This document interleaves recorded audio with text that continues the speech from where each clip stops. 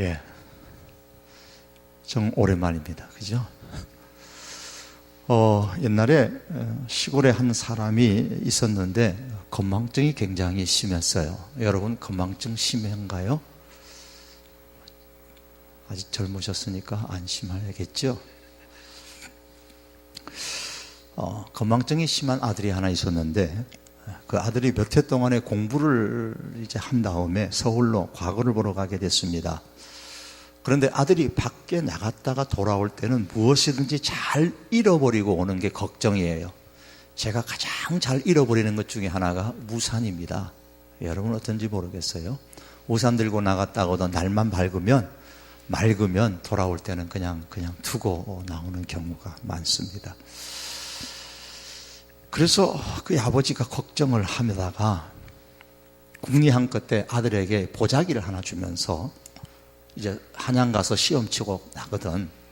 책이든 붓이든 뭐 어떤 종이든 수건이든 다 쓴 다음에는 이 보자기에다가 책보에다가 다 넣어가지고 그렇게 가지고 와라 그랬습니다. 그래서 아들이 서울에 가서 과거 시험을 쳤는데 불행하게도 낙방을 했어요. 떨어졌습니다. 터덜터덜 돌아왔어요. 아버지가 아들에게 물었습니다. 이렇게 됐습니다. 그래 다음에 또 내년에 치면 되지. 걱정하지 말아라. 그런데 뭘 잃어버리고 온 건 없겠지? 그러니까 예 아버지 제가 하나도 안 잊어버렸습니다. 붓도 책도 종이도 수건도 다 책보자기에 다 쌌습니다. 아버지가 그럼 너 책보자기 어떻게 했느냐? 그러니까 아차 그 책보는 안 가지고 왔네. 그래. 뭐 다 잊어버리는 거죠. 그죠? 하나만 잃어버리는 게 아니고 다 잊어버렸어요. 여러분 현대인들이 가장 무서워하는, 여러분한테는 아직 전혀 실감이 안 되는, 우리 조금 이제 연세가 드신 우리 장로님, 더 드신 장로님 중에서 이제 걱정되는 것 중에 하나가 이 다음에 더 늙어서 치매 걸리면 어떨까. 그래서 가장 무서워하는 것 중에 하나가 이제 치매입니다. 그래서 만 60세 이상이 되면 보건소에서 가면 치매 이렇게 검사를 해준다고 하는데 장로님들은 검사해 보셨나 모르겠습니다. 예, 치매 검사를 해요. 자녀들이 부모를 섬기면서 가장 걱정하는 것 중에 하나도 그거예요. 우리 어머님이 우리 아버님이 치매 걸리시면 어떡하나 못 알아보시니까, 잘 못 알아보시고 하시니까 그게 가장 걱정스러운 것 중에 하나예요. 여러분 신앙생활을 하는 중에도 말입니다, 하나님께서 우리에게 행하시는 그 일들을 잊어버리고 영적인 치매에 걸린 상태로 신앙생활을 할 수 있다는 겁니다. 사람들이 주로 범죄를 저지르는 경향을 보면 현재 내게 주어진 그 상황의 불만이 과거에 있었던 어떤 감사보다 더 크게 생각하기 때문이에요. 그래서 범죄를 저지르는 사람 가운데서 정말 내가 감사해서 범죄를 저질렀다, 뭐 그런 사람은 없겠죠. 뭔가 불만스러운 거예요. 하다못해 사회에 대해서 불만을 품든지 뭐 개인에 대해서 불만을 품든지 뭐 불만을 품어서 범죄를 저지르지, 감사가 가득해가지고 내 저 사람한테 너무너무 고마워가지고 감사해가지고 저 사람 거 도둑질했다, 그런 사람은 아마 없을 겁니다. 시편 78편은 하나님께서 과거에 베풀어 주셨던 것을 회상하면서 하나님께서 행하신 일들을 잊지 말아라, 잊지 말고 신앙생활을 해야 한다, 그래야 신앙생활 제대로 하는 것이다 라고 그 비결을 말씀하는 거예요. 즉 신앙생활 제대로 잘하려면 어떻게 해야 되느냐, 하나님께서 과거로부터 지금까지 베풀어 주셨던 그 일들을 기억하며 살라는 겁니다. 이 시편은 제목에 아삽의 마스길이라 그랬어요. 아삽이라는 사람이 지은 마스길, 교훈을 주기 위한 시입니다. 아마도 분열 왕국 시대, 이스라엘이 처음에는 통일 왕국 시대에 있었죠. 그러다가 이제 솔로몬 죽고 나서부터 르호보암과 여로보암으로 나누어져서 분열 왕국이 됩니다. 남쪽 유다와 북쪽 이스라엘, 마치 우리나라 남북이 나뉜 것처럼 그렇게 됐죠. 그때 분열 왕국 시대의 시편으로 추정을 합니다.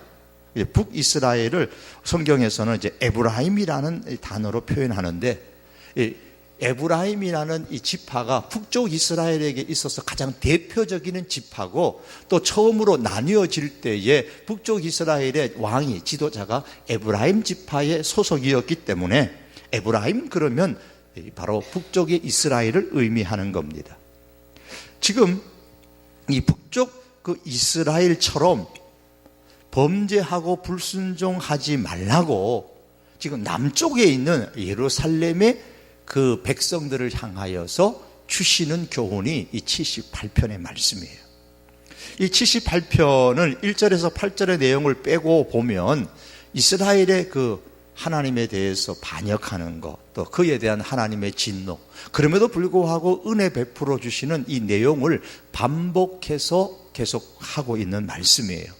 우리가 읽으셨던 12절에서 16절에 보면 광야에서 이스라엘이 하나님께 대해서 어떤 반역을 행했는가를 말씀해 줍니다. 자, 이 말씀을 보면서 하나님의 백성들이 잊지 말라라고 말씀하죠.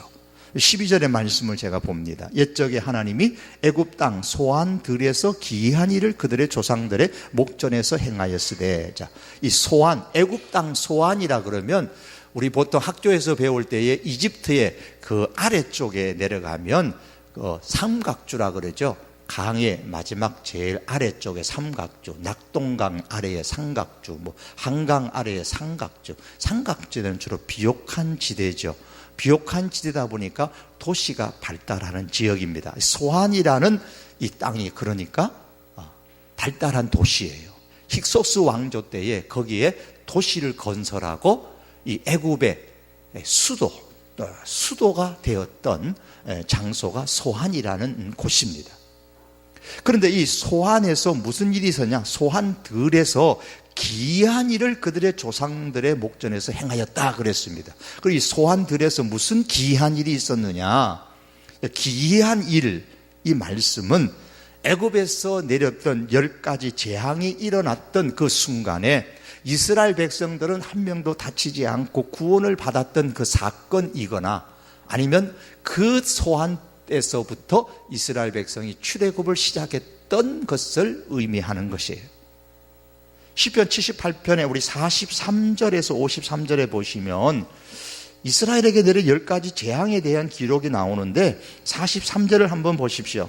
43절에 보시면 그때에 하나님이 애굽에서 그의 표적들을 소안들에서 그의 징조들을 나타내사 그랬습니다. 그리고 44절에 보시면 강과 시내가 피로 변했다는 말씀이 나오죠. 나일강이 피로 변하는 재앙이 나오잖아요. 그리고 51절까지 쭉 내려가다 보면 51절에 가면 장자의 죽음이 나옵니다. 10번째 재앙이 애굽의 장자의 죽음이죠. 그리고 이어서 52절에 가시면 그런데 하나님은 자기 백성은 양같이 인도하여 내셔서 광야에서 양떼같이 지도하셨다 그랬습니다.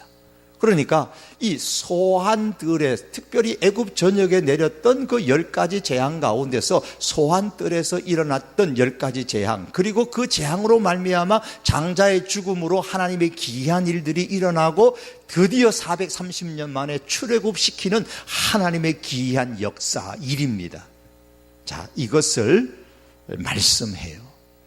자, 이렇게 해서 출애굽을 시작했던 이스라엘 백성들을 하나님이 어떻게 주동하시느냐? 13절에 보시면 그가 바다를 갈라 물을 무더기 같이 서게 하시고 그들을 지나가게 하셨습니다. 그들의 인생 앞에 난관이 부딪혔어요. 홍해라는 난관이 부딪혔는데 하나님께서 그 홍해를 갈라, 즉 앞에 부딪힌 막혀있는 강이라는, 홍해라는 강의 담을 하나님께서 열어주셨죠. 그래서 홍해를 건너는 기적을 경험하도록 하나님이 기이한 일을 행해 주셨습니다.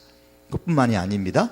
14절에 가면 하나님께서 불기둥과 구름기둥으로 그 백성을 인도하시는 기적을 행하셨음을 말씀하죠. 낮에는 구름으로 밤에는 불빛으로 인도하셨다. 그리고 15절과 16절에 보면 그들의 삶의 문제를 하나님 해결해 주시는데, 물이 없어 힘들어할 때에 반석에서 물이 쏟아져서 강물같이 흘렀던 기적이 나옵니다. 15절에 16절, 광야에서 반석을 쪼개시고 매우 깊은 곳에서 나오는 물처럼 흡족하게 마시게 하셨습니다.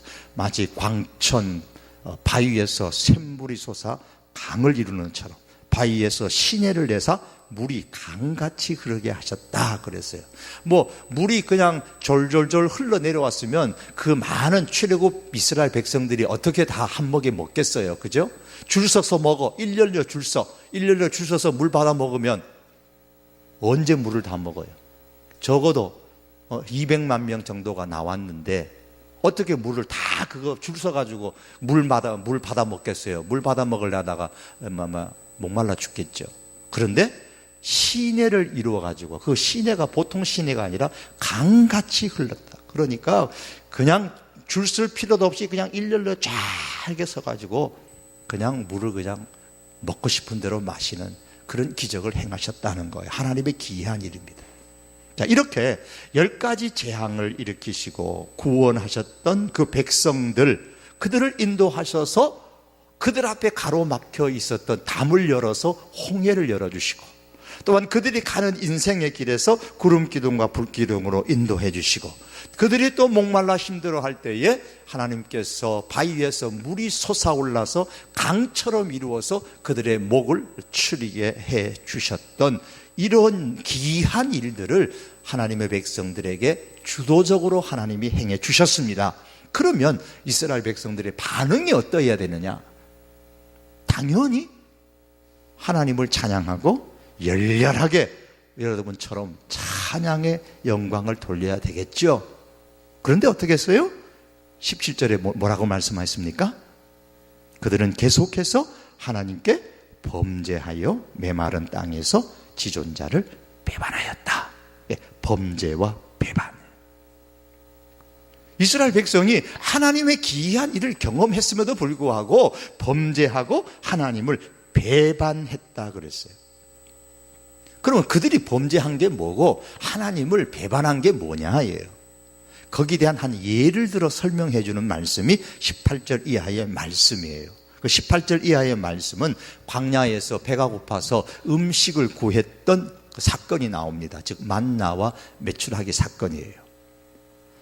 이스라엘 백성이 광야를 가는 중에 배가 고팠어요. 생리적으로 배가 고프니까, 배는 안 먹으면 고프잖아요. 그렇잖아요? 안 먹으면 배고파요.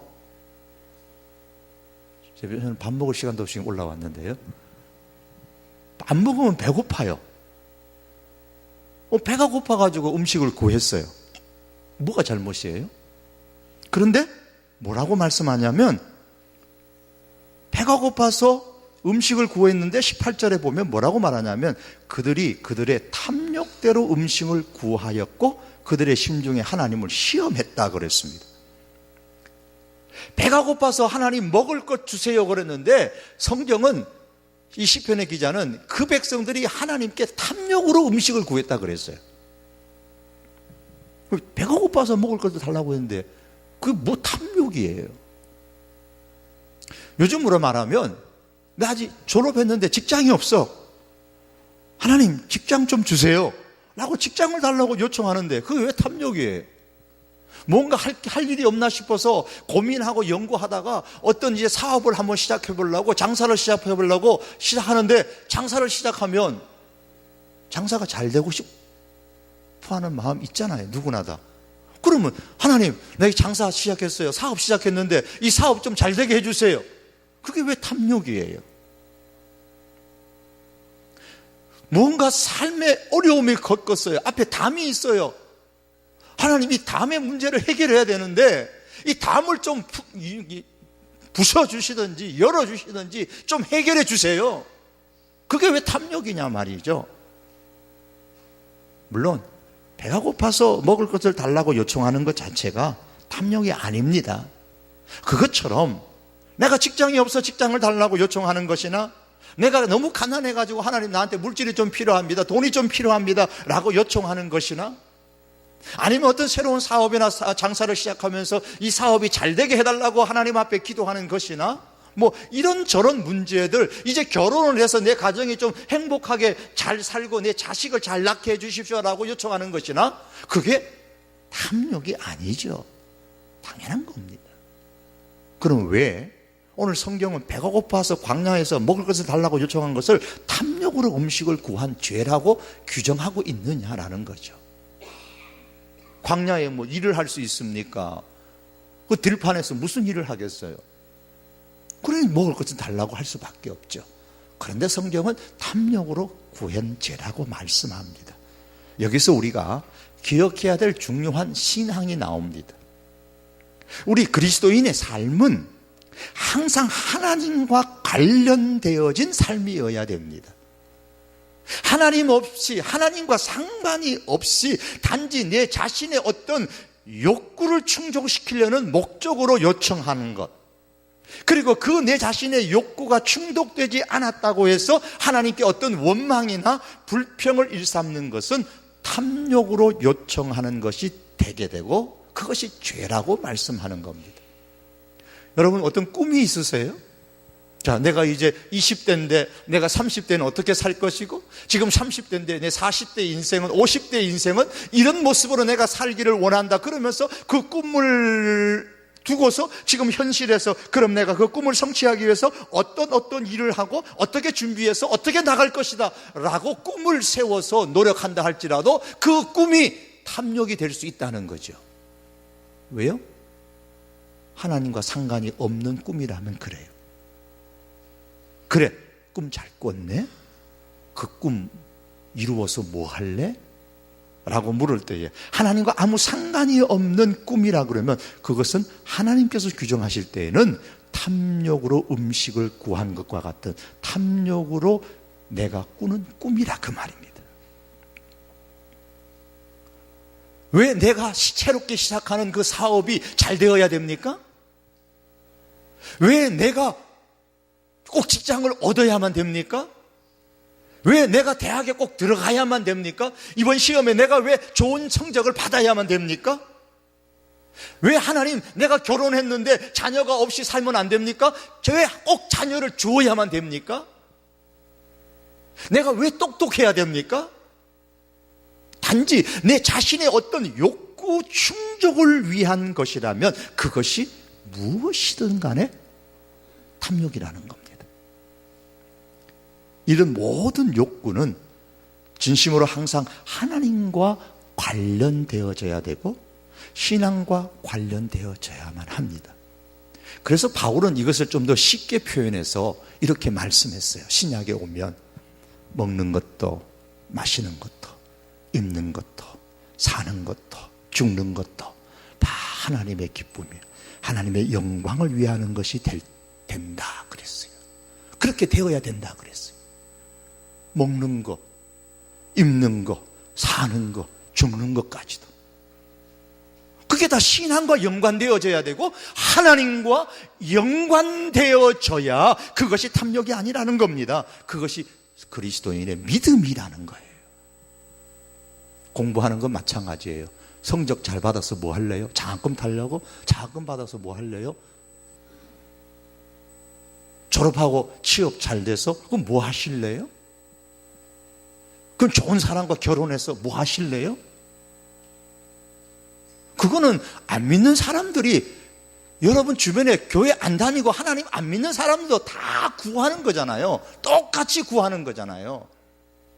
그럼 우리는 믿는다고 소위 말하는 우리가, 그리스도인을 말하는 우리가 그들과 똑같은 것을 구합니다마는, 그러나 그것을 탐욕이라 하지 아니하고 믿음이라고 말하는 것은 하나님과 연관된 것이기 때문에 믿음이라고 하는 겁니다. 그래서 탐욕대로 하게 되면 그 결과는 어떻게 되느냐? 하나님을 시험하게 되고 불신앙으로 빠져가게 됩니다. 내가 사업을 해서 아무리 돈을 잘 벌든, 결혼해서 정말 남이 부러워하는 삶을 살든, 내가 대학에 들어가서 어떤 공부를 하고 취업을 하고 하든 간에 그것이 탐욕이 되어버리면 결국에는 하나님을 시험하는 것이 되고 마지막에는 불신앙으로 떨어지게 되더라는 거예요. 오늘 18절과 20절의 말씀이에요. 그 18절에서 그들이 그들의 탐욕대로 음식을 구하여 그들의 심중에 하나님을 시험하였으며 그뿐 아니라 하나님을 대적하여 말하기를 하나님이 광야에서 식탁을 베푸실 수 있으랴 보라 그가 반석을 쳐서 물을 내시니 시내가 넘쳤으나 그가 능히 떡도 주시며 자기 백성을 위하여 고기도 예비하시랴 하였도다. 여기서 지금 이스라엘 백성들의 탐욕대로 음식을 구하는 것에 대하여서 하나님의 능력을 시험했다.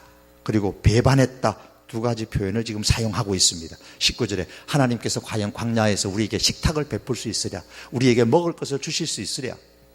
20절에서 하나님이 능히 떡도 주시는 것처럼 고기도 주실 수 있겠느냐. 오로지 자기 배를 채우는 것만 생각하고 자기 욕구 충족하는 것만 생각하는 거예요. 이게 불신앙인 겁니다. 이에 대해서 하나님이 어떤 반응을 보이셨습니까? 1차적으로는 그들이 탐욕으로 요청한 것이지만 하나님이 주셔요. 23절에서 25절에 보면 하늘 문을 여시고 23절에 하늘 문을 여시고 만나를 비같이 그들에게 주셨죠. 24절에 만나를 비같이 내려주셨어요. 그래서 광야에서 만나를 충족하게 주셨습니다. 26절에서부터 29절에 보십시오. 동풍과 남풍을 일으켜가지고 메추라기를 충분히 공급해 주십니다. 이 말씀은 애굽에서 북쪽으로, 이제 애굽은 저 아래쪽에 있는 남서쪽, 남동쪽 이쪽에 있는 나라죠. 그 애굽에서 저 북쪽으로 이동하는 메추라기를 동남풍을 불게 해가지고 이제 그들을 한 군데로 몰아주신 거예요. 그래서 이스라엘 백성들이 있는 그 광야 들판에 다 떨어지게 만드는 거예요. 광풍으로 해서 더 날아가지 못하도록 맞부딪혀서 떨어지게 만들어서 배불리 먹는데 24절에 보면 나는 새 메추라기예요. 티끌과 바다 모래같이 내려주셨다 그랬습니다. 한마디로 말하면 하나님께 탐욕대로 음식을 구하면서 하나님의 능력을 시험한 그런 불신앙의 이스라엘 백성들이었지만 하나님께서 기적적으로 충분하게 양식을 주셨다는 겁니다. 다시 말하면 여러분, 우리가 탐욕으로 구한다고 해도 뭐 하나님 직장도 구할 수도 있고 또 사업도 잘 될 수도 있고 뭐 시험도 잘 칠 수도 있고 여러분의 인생이 대로가 열릴 수도 있다는 겁니다. 하나님께서 충분히 그렇게 해 주실 수 있는 거예요. 하지만 그게 끝이 아니죠. 21절에서 22절에 보십시오. 그러므로 여호와께서 듣고 노하셨으며 야곱에게 불같이 노하셨고 또한 이스라엘에게 진노가 불타올랐으니, 여기서 야곱이나 이스라엘은 같은 의미예요. 야곱이 변하여 이스라엘이 되고 그 이스라엘이 나중에 이스라엘 민족 이름이 되었으니까요. 이는 하나님을 믿지 아니하며 그의 구원을 의지하지 아니한 때문이로다. 자, 하나님은 탐욕대로 음식을 요청하는 그들의 소리를 들으셨어요. 그리고 주셨어요. 하지만 하나님의 진노는 불같이 타올랐다 그랬습니다. 하나님이 주셨다고 해가지고 야 하나님이 기뻐서 다 준 게 아니라는 거예요. 하나님의 진노가 불같이 올랐다 그랬어요. 왜냐하면 그들이 하나님을 믿지 않았고 불신앙으로 하나님을 대적했기 때문이라고 말씀합니다. 여러분, 탐욕은 이처럼 믿음과 함께 동일선상에 설 수가 없는 겁니다. 탐욕을 품고 우리가 살게 되면 하나님을 멸시하게 됩니다. 탐욕은 하나님의 말씀을 멀리 떠나게 만들어요. 그래서 내 마음이 탐욕으로 향하고 있느냐 아니면 말씀으로 향하고 있는가를 우리가 늘 살펴야 됩니다. 내 사업이 잘 되냐 안 되냐, 내가 직장생활 잘하느냐 못하느냐, 내가 공부를 잘하느냐 못하느냐, 그런 현상적인 것만 보지 마시고 내가 지금 말씀으로 향하고 있느냐 탐욕으로 향하고 있느냐를 늘 점검해야 된다는 말입니다. 하나님께 무엇을 기도할 때에, 교회에서 내가 뭔가를 봉사한다고 할 때에 항상 말씀대로 행하는가 내가 탐욕에 따라 행하는가를 살펴야 됩니다. 결과를 보고서 결과가 좋으니까 내가 말씀대로 따라 행한 것이다, 오늘 말씀은 아니다는 거예요. 내가 대학에 입학해 이번 시험에 오늘 뭐 참여하는 자녀는 있겠죠. 또 재수하는 청년들이 있겠죠. 이번 시험에 내가 내 생각보다도 시험 더 잘 쳐서 내가 생각하는 것보다 더 좋은 과에 들어갔어. 하나님이 복을 내렸어. 결과 보고 그렇게 속단하지 말아야 되는 거죠. 물론 그 반대도 그렇게 속단하지 말아야 되는 겁니다. 살펴야 되는 것은 내가 탐욕대로 행하였느냐 아니면 말씀에 따라 행하였느냐는 거예요. 그래서 시편 119편 36절에 보면 이런 말씀을 합니다. 내 마음을 주의 증거들에게 향하게 하시고 탐욕으로 향하지 말게 하소서. 내 마음을 주의 증거들, 그 앞에 보면 증거들은 하나님의 규례, 계명, 말씀이에요. 주의 말씀으로 향하게 하시고 탐욕으로 향하지 말게 하옵소서. 우리가 늘 하나님 앞에 기도해야 되는 제목, 우리가 몸부림치면서 싸워야 될 영적인 싸움 중에 하나가 그거예요. 무슨 일을 하든지 어떤 환경에 처해 있든지 주님, 내 마음이 말씀으로 향하게 하시고 탐욕으로 향하지 않게 해주십시오. 이 탐욕에 빠지게 되면 항상 그 기준이 누구냐면 사람이에요. 사람의 눈만 자꾸 의식하게 됩니다. 그 사람의 눈만 의식하다 보니까 형식주의로 빠지죠. 예수님께서 바리새인들을 굉장히 책망하셨잖아요. 책망하시면서 이렇게 했습니다. 화이실진저 서기관들과 바리새인들이요, 장과 대접의 겉은 깨끗하되 그 안에는 탐욕이 가득하게 하는도다. 외식하는 서기관들과 바리새인들이 너희 안에는 탐욕이 가득하다 그랬어요. 바울은 이러한 탐욕을 일컬어서 로마서 1장 29절에 31절에 보면 사형에 해당하는 죄에 속한다 그랬어요. 탐욕이 가득한 사람은 고린도전서 6장 10절에 보시면 하나님 나라를 유업으로 받을 수 없다고 했습니다. 에베소서 5장 5절에 보시면 탐욕을 우상숭배라고 하고 탐하는 사람을 우상숭배자라고 했습니다. 그리고 베드로 사도는 탐욕으로 연단된 마음을 가진 사람을 저주의 자식이라고 표현을 했습니다. 그렇기 때문에 성경은 탐욕에 대해서 우리에게 이렇게 말합니다. 에베소서 5장 3절에 탐욕은 너희 중에서 그 이름조차도 부르지 말라 그래요. 이름조차도 부르지 말라 그래요. 이는 성도에게 마땅한 바니라. 그러면 왜 하나님의 백성이라고 하는 출애굽을 경험한 그들이, 하나님의 인도함을 받았던 그들이 왜 탐욕에 빠지게 되었다고요?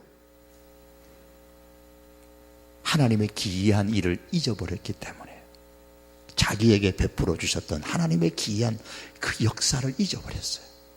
잊고 사는 거예요. 영적인 침에 걸려버린 겁니다. 11절 말씀 보십시오. 여호와께서 행하신 것과 그들에게 보이신 그의 기이한 일을 잊었도다. 잊었잖아요. 기이한 일을 잊어버렸어요. 그래서 어르신이 치매에 걸리게 되면 자식이 아무리 잘해줘도 기억 못하잖아요. 아무리 잘해줘도 기억 못해요. 그게 힘든 거예요. 너 누구냐? 하고 지금 누가 저 자식이 나 잡으러 왔다 그러고 엉뚱한 얘기만 하시잖아요. 하나님의 일을 잊어버리니까 하나님을 그 결과 믿지 않고 하나님의 구원을 의지하지 않습니다. 22절에 이는 하나님을 믿지 아니하며 그의 구원을 의지하지 아니한 때문이로다 그랬어요. 여러분, 하나님께서 여러분에게 행하셨던 기이한 일이 어떤 거예요? 멀리는 그만두시고 올해 2016년에 들어와서 하나님께서 여러분에게 행하셨던 일이 뭐예요? 아무리 생각해도 없는데요. 혹시 그런 분이 계세요?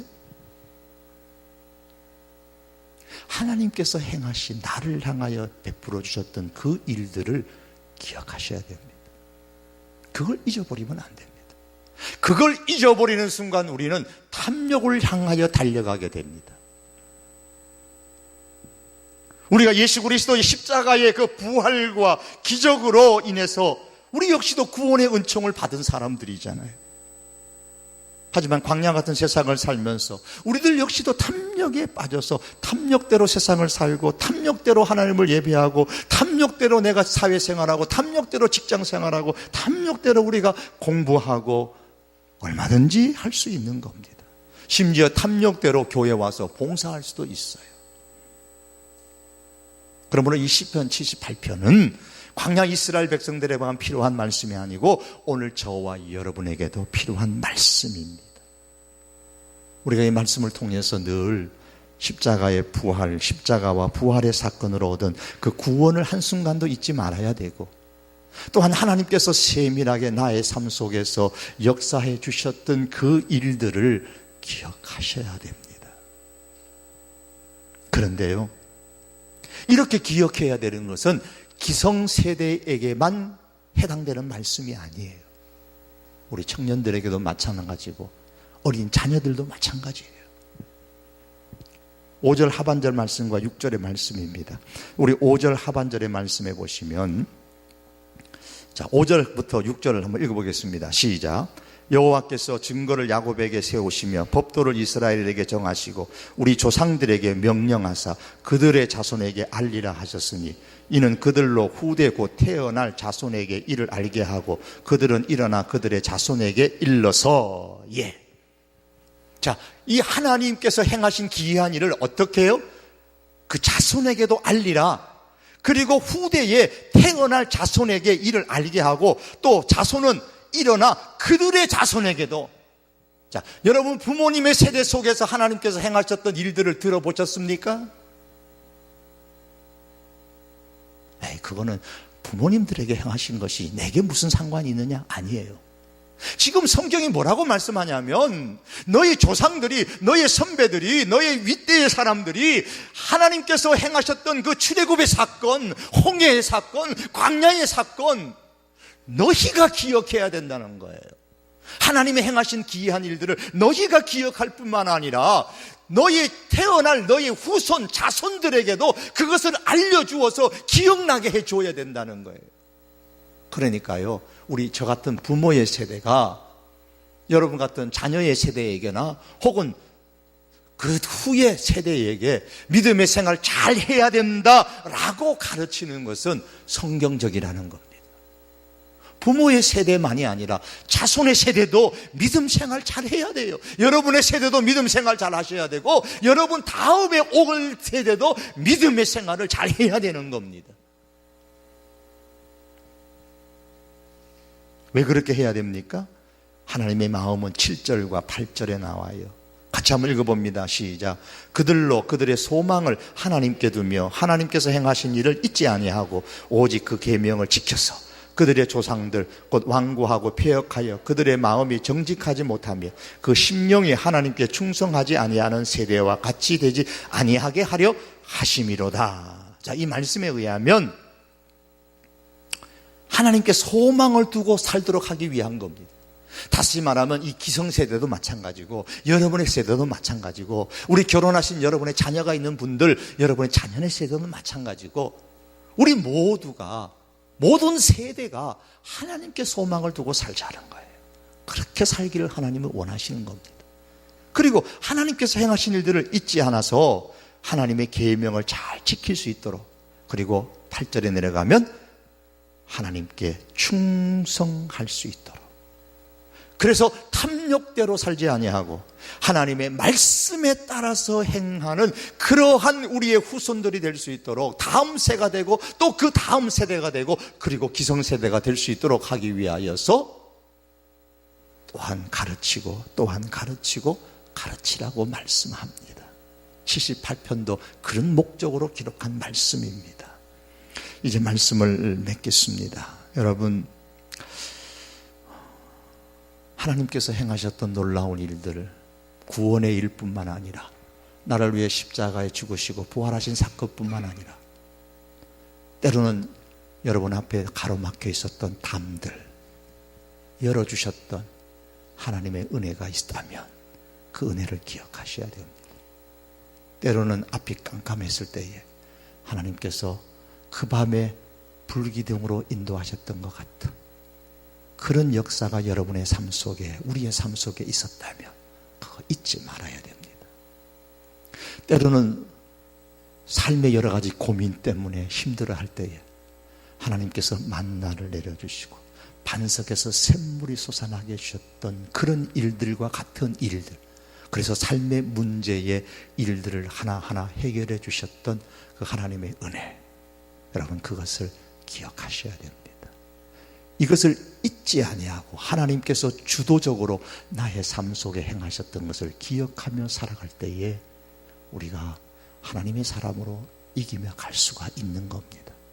그러므로 여러분, 내 삶의 현재에 막힌 것들만 보고 힘든 것들만 보면서 불평과 원망으로 가득 찬 삶이 아니라 하나님께서 베풀어 주셨던 그 기이한 일들을 기억하면서 우리가 하나님 앞에 늘 감사하고 그 감사한 마음으로 우리의 삶의 현장 속에서 살아갈 수 있는 우리들의 인생이 될 수 있기를 축복합니다. 기도하시겠습니다. 하나님, 주님의 자녀들입니다. 하나님의 청년들입니다. 하나님 기억하옵소서. 때때로 하나님, 우리의 삶이 너무 힘들고 어렵고 계획했던 일들이 암담하고 꿈은 저 멀리 있고 현실은 여기에 있어서 아버지 너무 괴리가 커 어찌할 바 알지 못하여 당황하고 이것 때문에 때로는 아버지 낙심하고 상심하고 때로는 원망에 불평의 마음으로 가득할 때도 있음을 고백합니다. 하나님, 그럼에도 불구하고 생명을 주시고 그럼에도 불구하고 오늘을 살아갈 수 있는 은혜를 주시고 그럼에도 불구하고 굶지 아니하며 먹을 것을 우리에게 날마다 허락하시는 하나님 감사합니다. 이 은혜를 주여 우리가 한순간도 잊지 않게 하시고 무엇보다 십자가의 죽으심과 그 부활이 나를 위한 것이었음을 깨닫게 하시고 믿게 하시는 은혜를 주신 것도 감사합니다. 주님, 때때로 우리의 삶 속에 불평할 만한 조건들, 원망할 만한 그런 담들이 우리를 사방으로 둘러쌀 때가 있을지라도 그 속에서도 하나님이 행하신 기이한 일들을 기억하고 그 기이한 일이 현재와 앞으로도 일어날 것을 기대하며 늘 감사함으로 살아가는 우리 귀한 청년들, 우리 청장년들의 삶이 되게 하여 주시옵소서. 예수님의 이름으로 기도드립니다. 아멘.